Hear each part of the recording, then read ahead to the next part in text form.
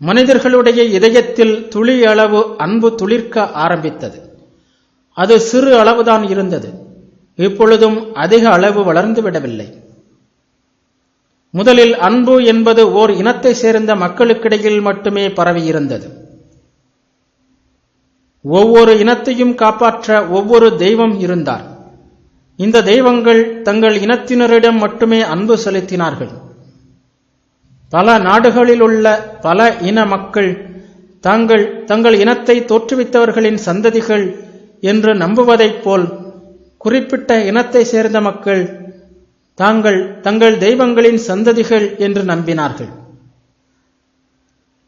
பழங்காலத்தில், ஏன் தற்காலத்திலும் கூட சிலர் தங்கள் இன தெய்வத்தின் சந்ததிகள் என்பதுடன் சூரிய சந்திரர்களின் சந்ததிகளும் கூட என்றும் சொல்லிக் கொள்கிறார்கள். பண்டைய சமஸ்கிருத நூல்களில் சூரிய சந்திர வம்சங்களின் வந்த வீரமிக்க சக்கரவர்த்திகளை பற்றி படிக்கிறோம். அவர்கள் முதலில் சூரிய சந்திரர்களை வழிபடுபவர்களாக இருந்தார்கள். நாளடைவில் தாங்கள் சூரிய சந்திரர்களின் சந்ததிகள் என்று நினைக்கத் தொடங்கிவிட்டார்கள்.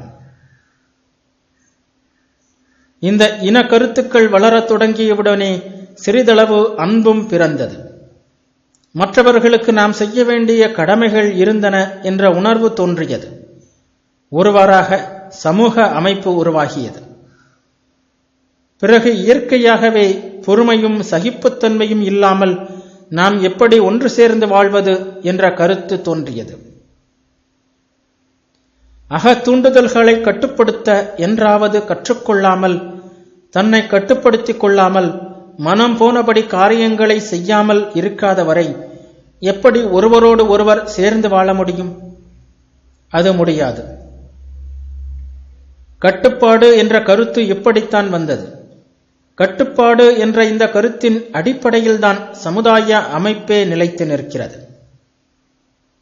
பொறுமை, சகிப்புத்தன்மை என்ற பாடங்களை கற்றுக்கொள்ளாதவர்கள் ஆணானாலும் பெண்ணானாலும் அவர்கள் துன்பங்கள் நிறைந்த வாழ்க்கையையே நடத்த வேண்டியிருக்கிறது என்பது நம் எல்லோருக்கும் தெரியும்.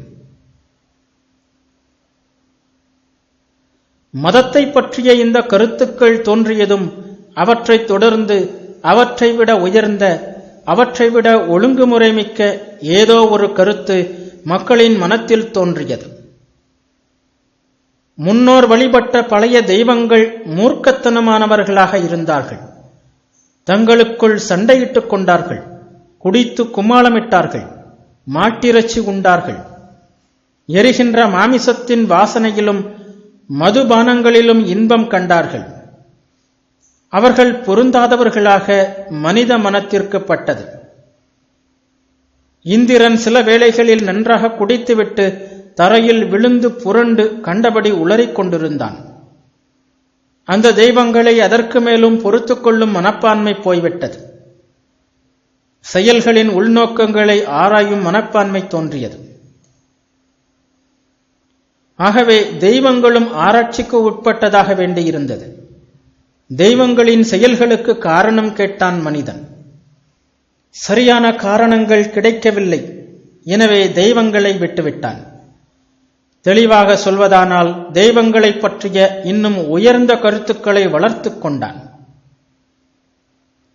தெய்வங்களின் செயல்களையும் தன்மைகளையும் ஆராய்ந்து ஒரு புள்ளி விவர கணக்கெடுத்தான் என்றுதான் சொல்ல வேண்டும். அவற்றுள் ஒருங்கிணைக்க முடியாதவற்றை விளக்கினான். புரிந்த தன்மைகளை எடுத்துக்கொண்டு அவற்றை ஒன்று சேர்த்து தேவதேவன், தெய்வங்களுக்கெல்லாம் தெய்வம் என்று அழைத்தான்.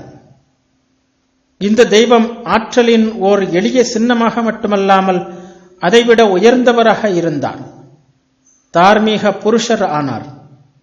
அவர் மனிதகுலத்தை நேசித்தார். மனிதகுலத்திற்கு நன்மை செய்தார். ஆனால் கடவுள் கருத்து இன்னும் பூர்த்தியாகவில்லை. தெய்வத்தின் தார்மீக முக்கியத்துவத்தை அதிகரித்தார்கள். ஆற்றலை உயர்த்தினார்கள். தெய்வம் பிரபஞ்சத்திலேயே மிக உயர்ந்த தர்மவானாக, ஏறக்குறைய எல்லாம் வல்லவனாக ஆனார். ஆனால் இந்த ஒட்டு வேலையெல்லாம் பெரிய பயன் தரவில்லை. விளக்கங்கள் விரிவடைந்த அதே நேரத்தில் அந்த விளக்கங்களுக்கு தீர்வு காண்பதில் கஷ்டங்களும் அதிகரித்தன.